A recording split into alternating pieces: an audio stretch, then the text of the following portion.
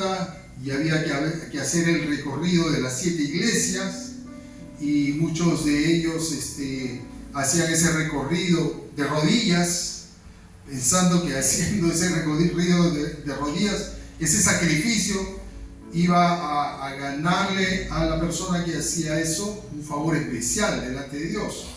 O venía semana de la crucifixión y ya veíamos un montón de pseudos cristos que se ponían en una cruz, incluso se clavaban, ¿no? Y hacían todo el acto de la crucifixión, pensando que haciendo eso estaban también más cerca. Entonces todo eso es religión, ¿no? Todo eso es, digamos, sombra, pero no es cierto, no es verdad. ¿Por qué? Porque ¿qué dice Gálatas? Si leemos Gálatas 1, dice 1:6, dice, sí, Gálatas 1:6. Más fuerte, hermana Gili, ya que lo encontraste. Perfecto. Fuerte.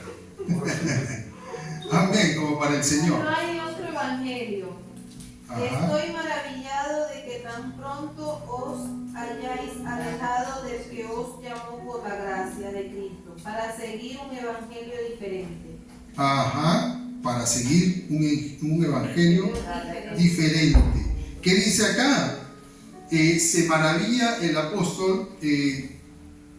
Gálatas, la carta de Gálatas es una carta o una epístola del apóstol San Pablo a los Gálatas, porque había pasado algo en esta iglesia, ¿no? Había pasado algo. ¿Qué había pasado, hermano Miguel? Empezaron como espirituales, pero terminaron como carnales. Exacto, ¿no? Y eso se centra, digamos, en el capítulo 13, ¿no? Oh Gálatas insensatos, ¿no? Dice, ¿quién os fascinó para no obedecer a la verdad? A vosotros, ante cuyos ojos Jesucristo fue ya presentado claramente entre vosotros como crucificado. De la gracia habéis caído, dice, ¿no? Tan necios sois, habiendo comenzado por el Espíritu, ahora vais a acabar por la carne. Entonces, aquí había una preocupación genuina del apóstol Pablo de qué había pasado con la iglesia de los Gálatas. Entonces, ¿qué había pasado? Y entonces aquí él dice, estoy maravillado de que tan pronto os hayáis alejado del que os llamó por la gracia de Cristo. Por la gracia de Cristo, para seguir un evangelio diferente. ¿Por qué? Porque habían contaminado el evangelio de Cristo. ¿Por qué? Porque habían añadido algo que no es del evangelio de Cristo. ¿Y qué era eso que habían hecho ellos entonces? Más abajo dice, ¿no? No que haya otro, sino que hay algunos que os perturban y quieren pervertir el evangelio de Cristo. Mas si aún si nosotros o un ángel del cielo os anunciara otro evangelio diferente del que os hemos anunciado, sea anatema. ¿No? Como antes hemos dicho, también ahora lo repito, si alguno predica diferente evangelio, sea anatema. ¿Qué decía el apóstol aquí? Que había encontrado, digamos, algo que no estaba dado tener en el evangelio. Dime, hermana, sí. ¿Qué significa anatema? Anatema es maldito. Sea anatema quiere decir sea maldecido, sea maldito, sea apartado, sea separado de, ¿no? Entonces, ¿qué había pasado? Se habían metido los de la circuncisión, o estaban ahí los judaizantes, y entonces habían dicho que la salvación del Señor no solamente es por la muerte y la fe en Jesús, sino por ahí ya también es por la circuncisión. Y entonces, o ya también es por guardar algún precepto de la ley. Pero ¿qué pasó? Que el apóstol Pablo, siendo que él recibió el evangelio del Señor Jesucristo, mira lo que él dice: pues busco ahora el favor de los hombres o el de Dios, o trato de agradar a los hombres, pues si todavía agradara a los hombres no sería siervo de Cristo. El apóstol Pablo es alguien que se tomó muy en serio y muy celosamente el cuidado de saber lo que le estaba siendo revelado. Tanto así que el apóstol Pablo dice de que cuando él recibió la revelación de Cristo, cuando Cristo le presentó y lo dejó ciego, entonces él se conmocionó, él cayó y entró en shock, porque es una creencia, o sea, es derribar toda una serie de creencias y de valores que habías establecido por mucho tiempo desde tu niñez y tu infancia, y todo eso lo trajo abajo el Señor. Por eso él dijo al final: yo todo lo que yo sabía y en todo lo que yo era excelente, lo tengo por basura, con tal de alcanzar ¿a quién? A Jesucristo. Y por eso que el apóstol Pablo defiende, digamos, el apostolado y defiende lo que él había recibido, porque él dice de que lo que yo recibí, tuve el celo de no acudir a ninguno de los que tenían, digamos, experiencia en esto, o sea, los apóstoles. No, él se cuidó de ir a Macedonia y de seguir recibiendo la revelación de Jesucristo. Y tuvo una revelación tan profunda que empezó a poner las pautas claras. Y él empezó a decir que entonces, si nosotros hemos recibido un evangelio por la fe, no podemos seguir caminando o creyendo agradar a Dios por las obras. Dice, a ver, si nosotros vamos avanzando, dice, por ejemplo en Gálatas 1:12, pues yo ni lo recibí ni lo aprendí de hombre alguno, sino por revelación de Jesucristo. Mira cuál fue el celo de Pablo para entender los misterios del evangelio y plasmarlos en sus epístolas. Gálatas, Romanos, por ejemplo, habla acerca de la gracia de Jesucristo de una forma que nosotros somos removidos, ¿no? Pero somos establecidos ¿en qué? En algo real. Que es que nosotros hemos sido establecidos en algo nuevo. Jesús es el vino nuevo. Jesús es lo real. Antes se tenía la forma de las cosas. La sustancia la vino a traer Jesucristo. Si avanzamos nosotros, Gálatas 1:15 va a decir: pero cuando agradó a Dios, que me apartó desde el vientre de mi madre y me llamó por su gracia, revelar a su Hijo en mí para que yo le predicase entre los gentiles, no consulté enseguida con carne y sangre. Aquí estamos viendo otra vez el celo del apóstol Pablo para recibir el evangelio inmaculado, sin contaminación, sin mancha. ¿De quiénes? De aquellos que podían, como ya vemos, que estaban haciendo ya, digamos, el avance, algunos judaizantes, algunos infiltrados, algunos que querían ganarse el favor de los hombres, pero no el de Dios. Por eso que la conducta del apóstol es esto es así y no es de esta manera. O sea, si es así, ya no es esto. Él establece cosas bien claras, ¿no?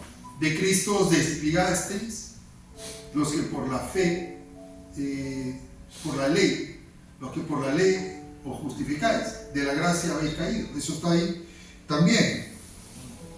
Entonces, él pone las cosas bien determinadas y bien señaladas. Tanto así que incluso exhorta y reprende al apóstol Pedro, ¿no? Porque había caído y era arrastrado por la hipocresía de juntarse, digamos, con los de la ley, y cuando se juntaban, venían los de la ley, se dejaba de juntar con los gentiles, ¿no? Y en eso, digamos, en esa simulación también participaban los otros. Y entonces él lo reprende al apóstol. Ahora dice, vamos avanzando.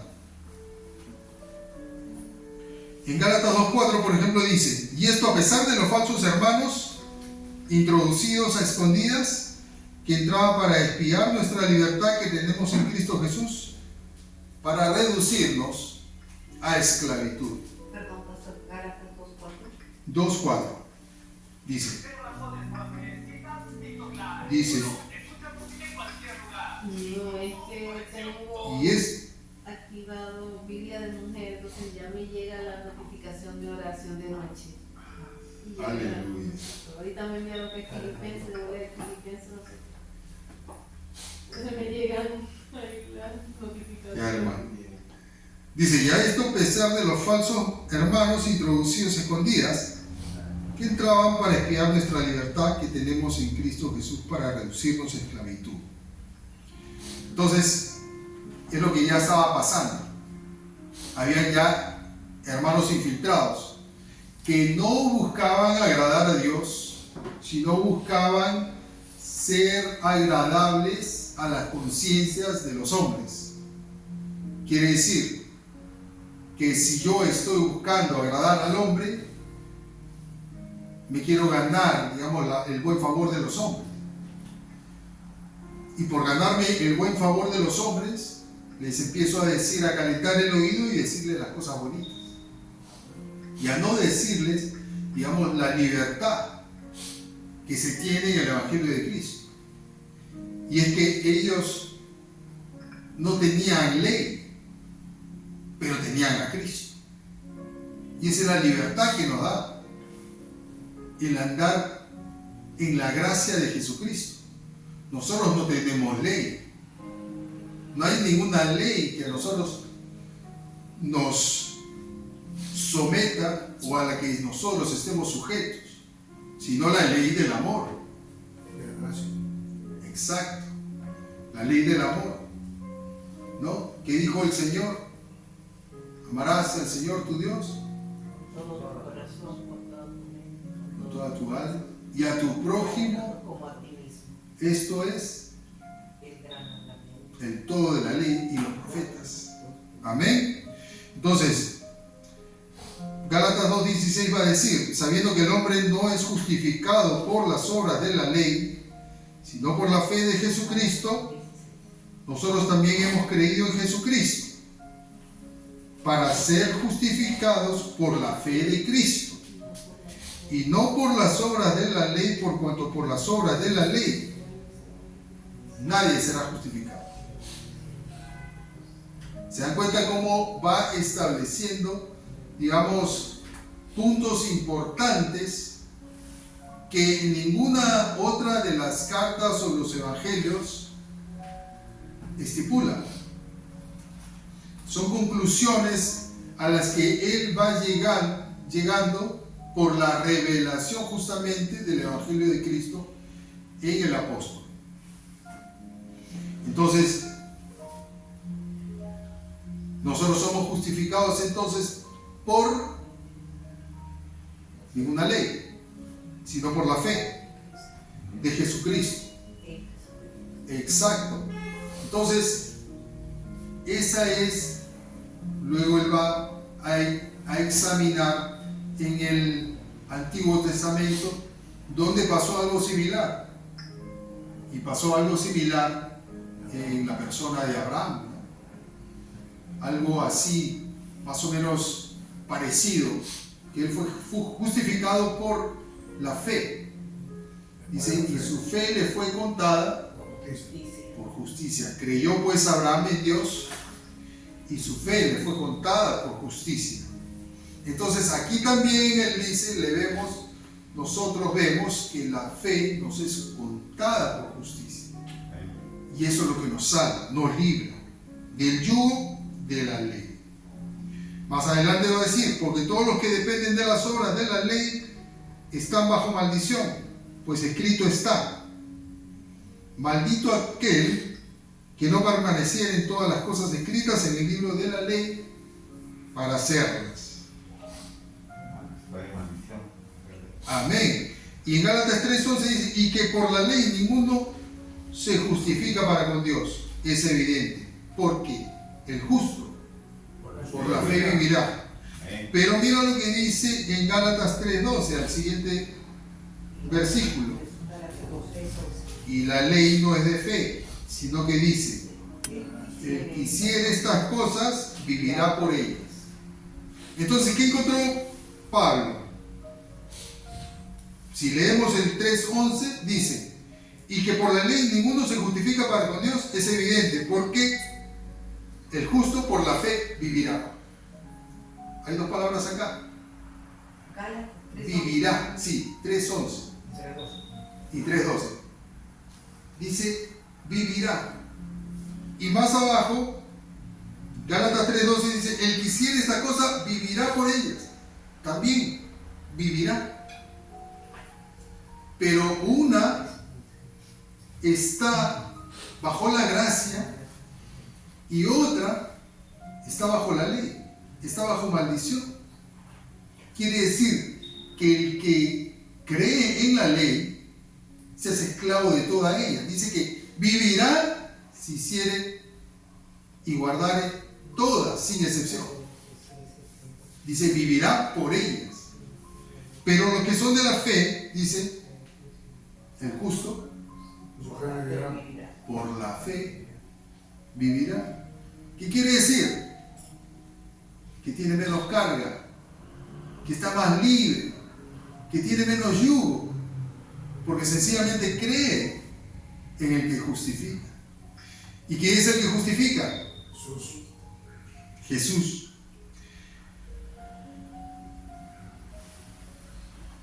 Entonces vamos a ver acá que Cristo nos redimió de esa maldición de la ley. Esto está en Gálatas 3:13. Hecho por nosotros maldición, porque está escrito, maldito todo el que es colgado en un madero. Y Gálatas 3:24 va a decir, de manera que la ley ha sido nuestro ayo. ¿Qué es ayo? Es un guarda, un tutor. Eso es un ayo. Dice, la ley ha sido nuestro tutor, nuestro guarda, para llevarnos a Cristo, a fin de que fuésemos justificados por la fe. Quiere decir que nos trajo de la manito. La ley nos trajo de la manito y nos presentó y nos puso delante de Jesucristo. ¿Para qué? Para ser justificados por Cristo. Si tienes a tu hermano, métele un codazo. Si está durmiendo, hermano, tiene la libertad de hacerlo.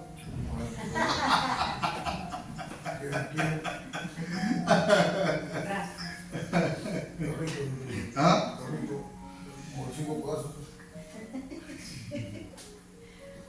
Mira qué tremendo. La ley fue escrita ¿en dónde, hermanos? En el corazón del hombre. No. Perdón. En un inicio. En la tabla de mandamientos. Ajá. Por el mismo dedo de Dios. La ley fue escrita en piedra para que Cristo nos liberara de la ley. Tuvo que morir en un madero. Mira, para que Cristo nos liberara de la maldición de la ley que estaba escrita en piedra, tuvo que morir en un madero. ¿Para qué? Para que la nueva ley pueda ser escrita en nuestro corazón de carne. Pero no dice eso. Mira, porque dice acerca de esto, vamos a tocar Romanos 2:14 y 2:15. Se oye bonito, ¿no? Mira, está pasando de piedra A madera. a ¿cómo se llama? Por la madera, cancelar la maldición de la ley escrita en piedra para escribirla en el corazón de carne del hombre. Pareciera bonito, pero no es ni eso. Es algo mejor. ¿Por qué? Porque dice Romanos 2:14, porque cuando los gentiles que no tienen ley hacen por naturaleza lo que es de la ley, estos, aunque no tengan ley, son ley para sí mismos. Dice, mostrando la obra de la ley escrita en sus corazones. Estos son dando testimonio de su conciencia y acusándoles o defendiéndoles sus razonamientos. Esto es una consecución natural de alguien que está celosamente guardando la ley y está dando testimonio de que esa ley está escrita en sus corazones, pero sigue siendo una obra de obediencia humana. Pero Dios hizo algo mayor. Mira. Entonces, por Cristo pasamos de tener la ley escrita en piedra a traspasar a ser escrita en nuestra carne. No, ni siquiera ello. Pues esto habla acerca de aquellos que son guardadores de la ley por medio de lo que han hecho con la ley. Son los honestos. Son los honestos que guardaban la ley. Entonces estaban mostrando una ley escrita en sus corazones. Pero mira lo que dice Romanos 2:29. Sino que es judío el que lo es en lo interior, y la circuncisión es la del corazón, en espíritu, no en letra. La alabanza del cual no viene de los hombres, sino de Dios. Mira, dice entonces la circuncisión es en lo interior, en espíritu, no en letra. El Señor puso su espíritu en nuestros corazones, algo más vivo, más genuino, más auténtico que la letra de Dios escrita en nuestros corazones. Es su espíritu. Eso es lo que Dios puso en nuestros corazones. Vida. Esto es entonces, Jesús nos redimió de la maldición de la ley escrita en piedra, mediante su muerte en un madero, para tener más que la ley escrita en nuestros corazones, ya no en letra, sino en espíritu. ¿Le entiende, hermano? Mire qué tremenda revelación. La alabanza de lo cual no viene de los hombres, sino de Dios. Esto lo hizo el Señor. Y es maravilloso. Por eso dice, la alabanza que, de lo cual no viene de los hombres, sino de Dios. Di, hermano. No, la circuncisión del corazón y la posición en el antiguo de los judíos se circuncidaba el prepucio, no de una forma física. Claro. Cristo lo hizo en el corazón, eso es lo que Sí. parte de eso. Claro que sí, es una circuncisión del corazón. Pero más aún que eso, porque el Señor hace una obra en nosotros. Pero Y cuando da su es algo como metafórico, ¿no? O sea, se hace. no es algo real, no es Claro, metafórico. es real, pero Claro. la circuncisión que se hace posterior ya no es que tiene que lo mismo. No, por eso ya no estamos bajo esa ley, Ah, ¿no? eso. de que A eso me- aunque una circuncisión es del todo, digamos, higiénica, recomendable, previene de muchas enfermedades, tanto para el hombre como para la mujer, y esa fue la sabiduría divina de preservarse mucho pueblo para él, de darle la señal de la circuncisión a Abraham, sabiendo que los incircuncisos, por causa de esa ignorancia, no iban a tener, digamos, muchos hijos bien llevados en un embarazo normal, por causa de enfermedades venéreas también. Entonces esa fue una sabiduría dada por Dios a Abraham para que se multiplicara su pueblo bajo, digamos, los 400 años de esclavitud que tuvo. Se sigue practicando en el pueblo Y judío. se sigue practicando en el pueblo judío, y se recomienda, ¿no? que digamos, el hombre, ya ahora los médicos han descubierto que es una forma, digamos, de prevenir enfermedades y también de traer niños robustos al mundo, cosa que pasaba en el pueblo de Dios.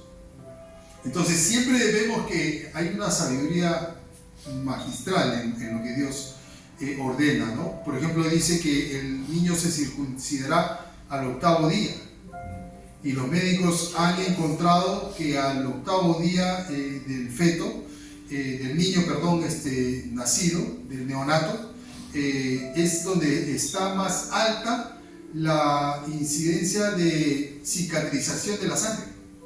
Es el punto más alto de la cicatrización de la sangre. Mira qué tremendo.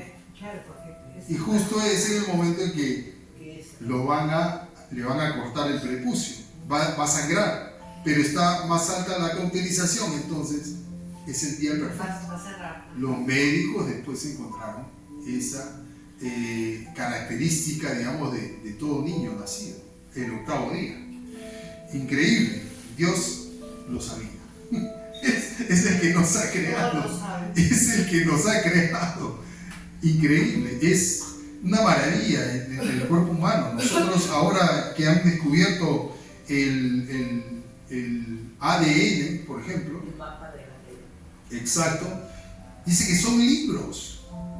Son libros y libros.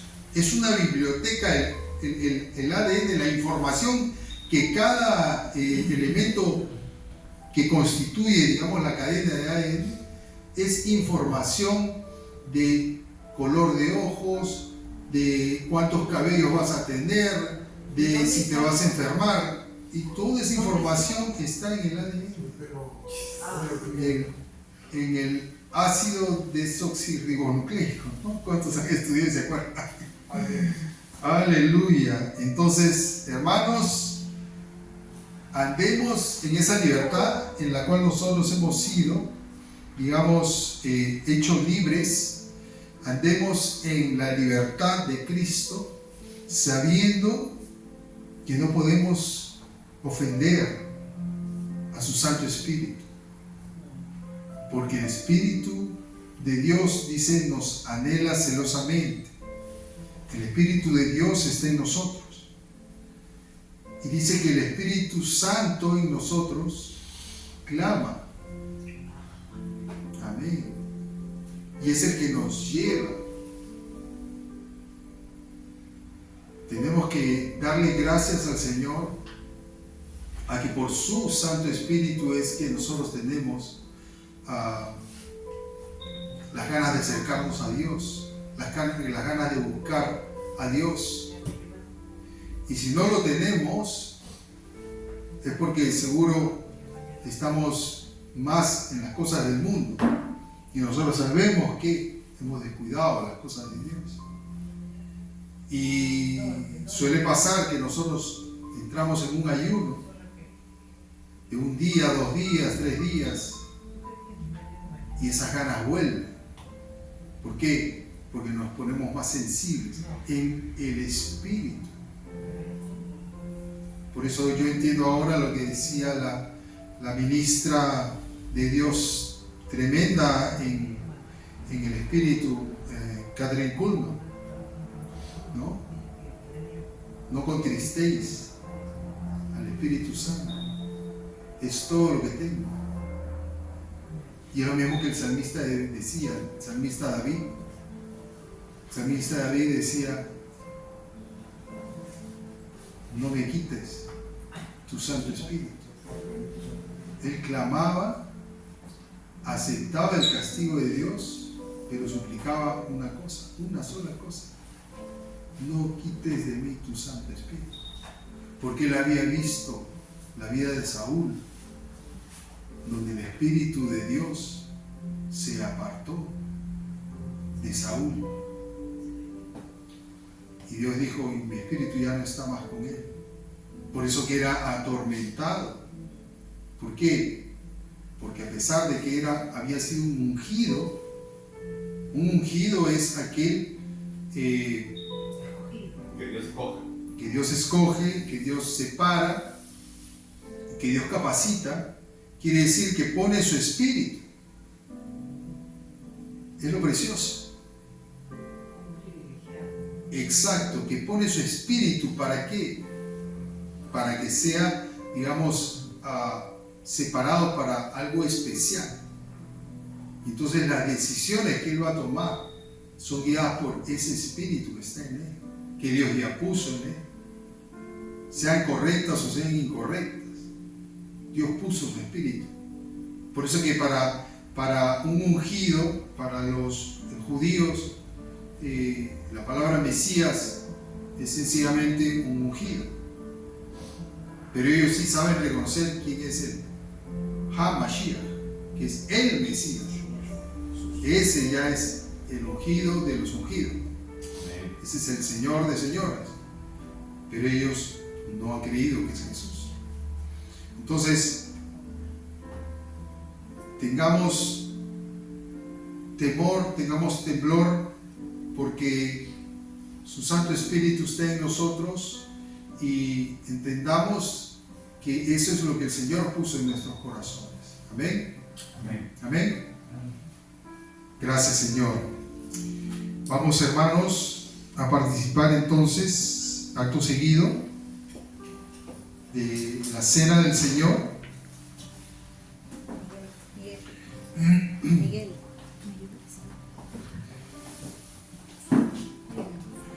Gracias por estar todos aquí reunidos, hermanos. Estamos presentes y queremos participar.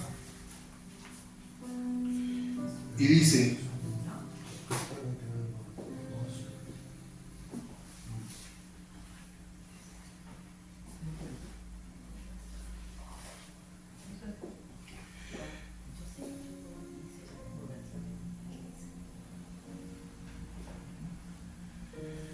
de manera que, dice,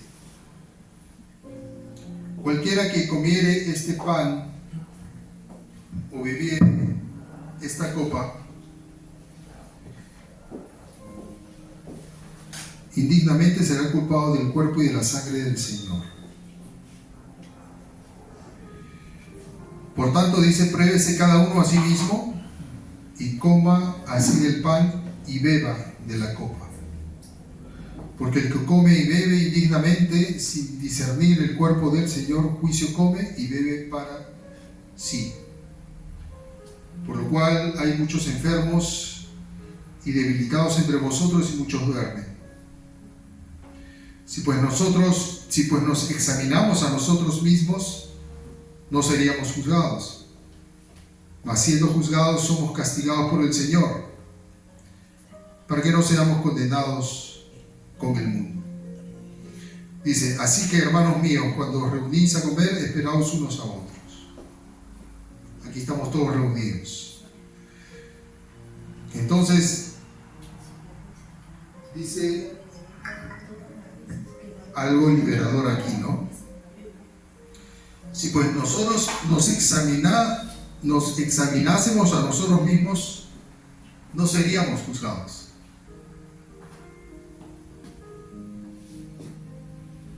Entonces, es lo que nosotros podemos hacer antes de comer y participar del cuerpo y de la sangre.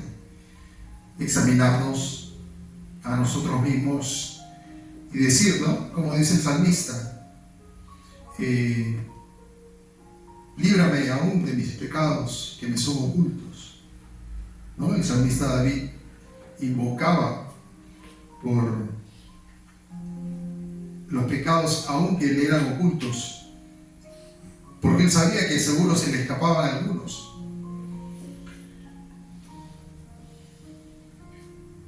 Vamos a participar, hermanos, entonces, haciendo esta oración. Vamos a participar. Nos ponemos de pie, hermanos, porque dice la palabra: porque yo recibí del Señor lo que también os he enseñado. El Señor Jesús, la noche que fue entregado, tomó pan y, habiendo dado gracias, lo partió y dijo: tomad, comed, este es mi cuerpo que por vosotros es partido. Haced esto en memoria de mí. Tomemos, hermano.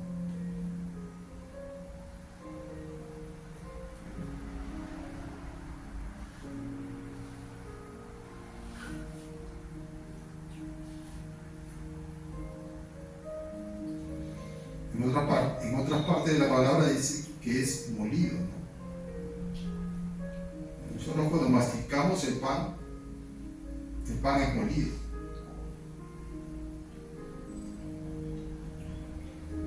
¿Qué significa el sacrificio del cuerpo de Cristo, que fue molido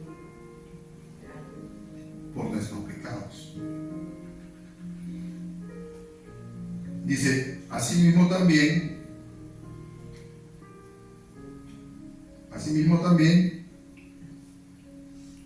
la copa.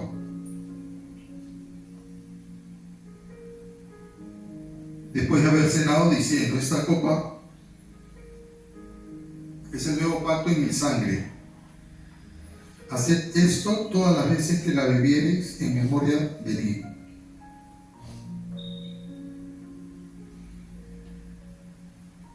Participemos, hermanos, del vino.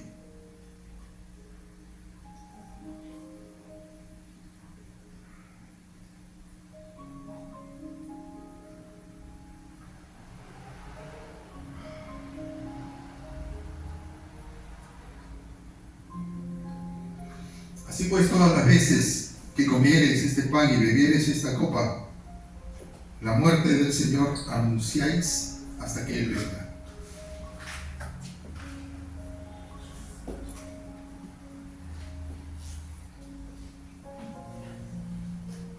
Esto es una comunión, hermanos, en el cuerpo de Cristo.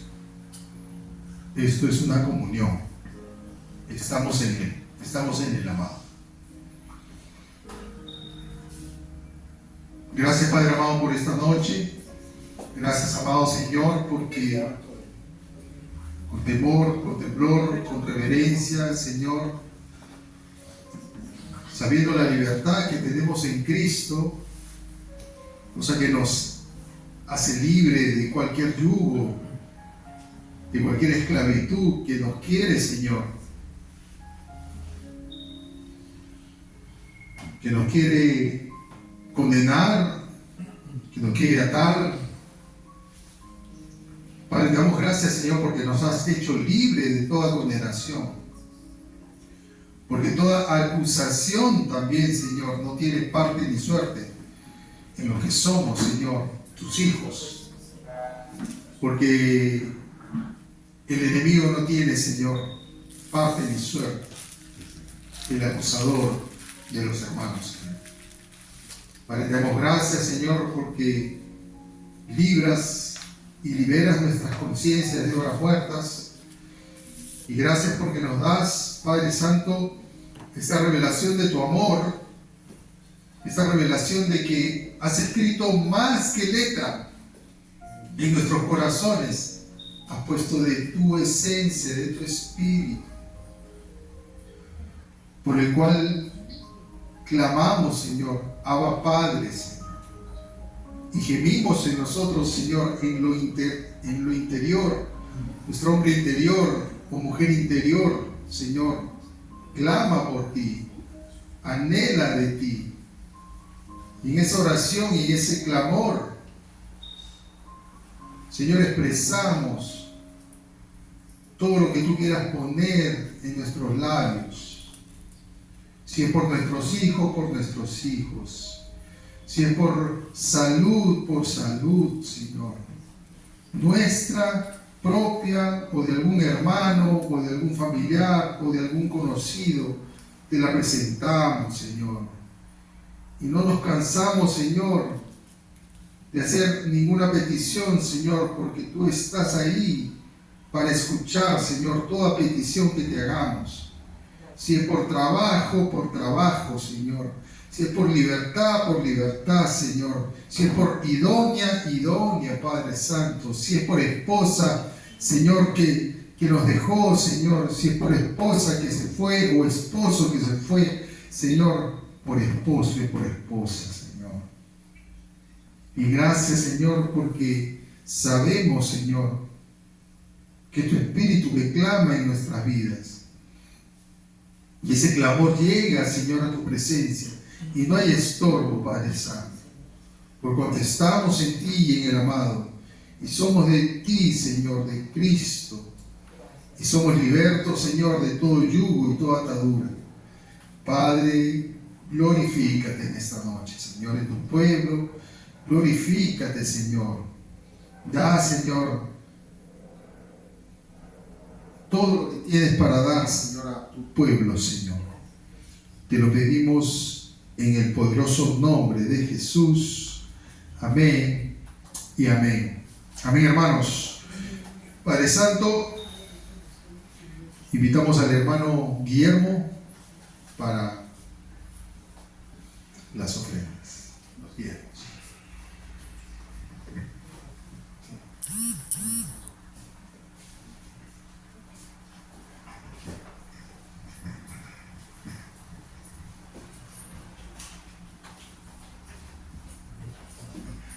Gloria a Dios.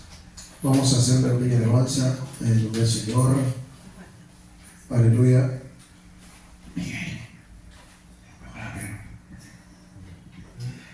Gracias, Padre, por las ofrendas que están dando tus hijos, Señor. Esta gran familia que tú a cada uno nos elegiste para formar la iglesia Digna Cordero. Te pedimos, Señor, por lo que vengan, Señor, porque queremos que cada uno de nosotros demos fruto, Señor, porque entendemos que el corazón convertido va de frente a la extensión del Evangelio, Señor, y queremos cumplir esa palabra. Gracias, Padre, Señor, por cada uno, las personas que estén dando, Señor, lo dan de todo su corazón, pues creen en ti, Señor, con el corazón alegre, Señor. Y te pido, Señor, que los bendigas, Señor, y te manifiestes en sus vidas. Tú conoces todas sus necesidades, tanto como la hermana Nora, con la hermana Gibel, con la hermana Rosita, Francisco, Miguel, la pastora Gisela, Raulito y el pastor, Señor. Todos necesitamos de ti, Señor, y estamos reunidos en tu nombre, y esperamos y anhelamos, Señor, que tu presencia esté siempre con nosotros. Amén. Amén.